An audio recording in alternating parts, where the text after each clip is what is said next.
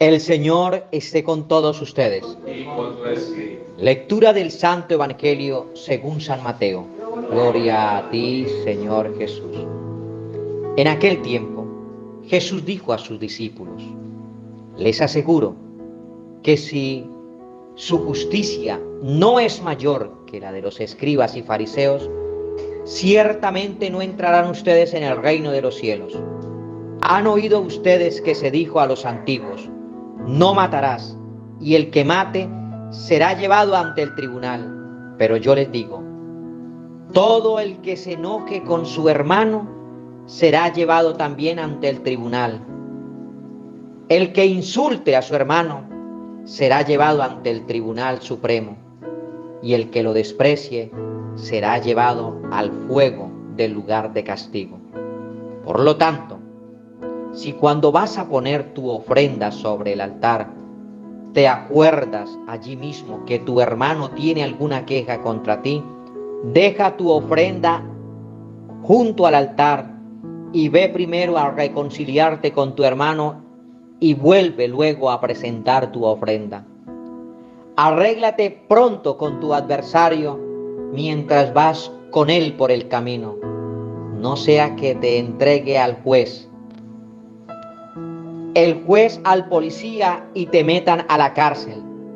Te aseguro que no saldrás de ahí hasta que hayas pagado el último centavo. Palabra del Señor. Queridos hermanos, hoy la Sagrada Liturgia nos habla a través del profeta Ezequiel en la primera lectura. Si el pecador se arrepiente de los pecados cometidos, hoy Dios nos invita a nosotros que nos arrepintamos del pecado. Pero quiero recordarles lo que dice el Salmo 94. Si yo me acostumbro, y quiero recordar y unir lo que dice nuestro Señor Jesucristo cuando crece la hierba ante la maleza. Si yo decido juntarme, crecer junto a la maldad, junto a la gente de pecado, junto a aquellos que escuchan música pagana, mundana, alcoholismo, aquellos que les gusta mentir, aquellos que no les gusta orar sino estar metidos en el Twitter, en el Facebook, estar unidos en redes solamente para pecar, solamente para perder el tiempo, aquellos que no les gusta vivir en santidad ni tienen el deseo de santidad. El Señor dice que aquellos que se arrepienten, hay una promesa muy linda del Señor: aquellos que se arrepienten, que guardan mis preceptos y los practican con rectitud, ciertamente vivirá. Quiere decir, ciertamente que se va a salvar y no morirá, o sea, no se condenará.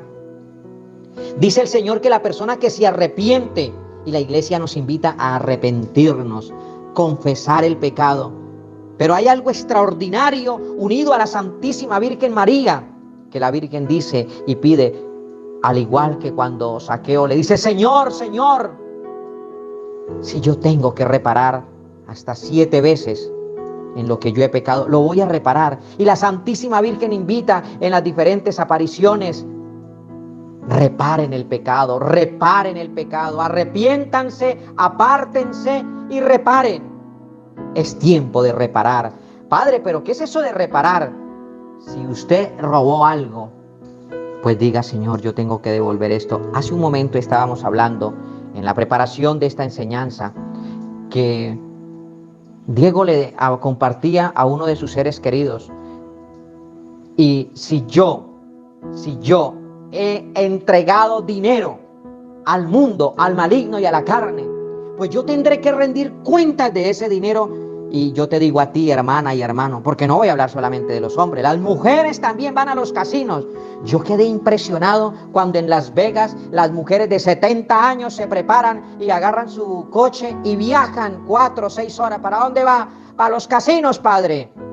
Todo ese dinero que tú le has entregado al demonio, ese dinero Dios te lo ha dado a ti. Y a mí como sacerdote también yo debo rendir cuentas del dinero que Dios me ha dado a administrar. Ese dinero que tú has entregado en las cantinas, en los burdeles, en los casinos, en las playas, en los hoteles finos, en diferentes lugares. Ese dinero Dios lo ha dado Y quiero recordar lo que dice la palabra de Dios a través del libro de Eclesiástico. La limosna apaga el fuego. O sea, cuando yo comparto, yo, Señor, pequé de esta manera. Entonces tú dices, Señor, yo pecaba en aquella manera, de esta manera. Voy a reparar. Y esa reparación que tú haces nos aparta. La reparación nos aparta del infierno. Díganlo todos conmigo. La reparación nos aparta del infierno. Muchas almas que están en el infierno tuvieron buenos deseos, buenos propósitos, quisieron ser santos, pero no lo lograron. ¿Por qué? Porque no tuvieron la fuerza de valentía, la decisión y no repararon. No repararon. Y queridos hermanos, hay algo muy bonito. ¿Acaso es tan lindo que es Dios y hasta siento, se me conmueve el corazón? ¿Acaso quiero yo la muerte del pecador? O sea, ¿acaso quiero yo que el pecador se condene? Qué lindo mensaje de Dios. Y aquí viene la respuesta de Dios. No, dice Dios, yo no quiero que se condene. Yo quiero que enmienden su conducta y vivan, o sea, que se salven. Digan conmigo todos, Dios quiere mi salvación. Dios quiere mi salvación. Y que yo repare toda maldad que he cometido. Si el justo se aparta de su justicia y comete la maldad, no se recordará la justicia que hizo. Si usted ha hecho propósitos de luchar, de salir adelante, pero vuelve y se junta a los mediocres, no se recordará el bien que ha hecho, dice el Señor. Queridos hermanos, hoy Dios nos invita a reparar el pecado, a reparar. Tanto así, la lectura del día de hoy en el texto del Evangelio, Jesús comienza con el discurso en el monte, estableciendo una premisa sobre la nueva justicia, es decir, la nueva fidelidad que pide el reino de Dios. Si no son mejores que los letrados y fariseos, no entrarán en el reino de los cielos. Jesús está refiriéndose al concepto de santidad que establecían los maestros de la ley para decir que no alcanza el nivel requerido para la pertenencia al reino de Dios, porque solo nos quedamos con el formalismo exterior. De nada sirve escuchar y escuchar palabra de Dios si no va a la raíz de nuestro interior, a las aptitudes y al corazón. Díganlo conmigo. Toda palabra de Dios que yo escuche,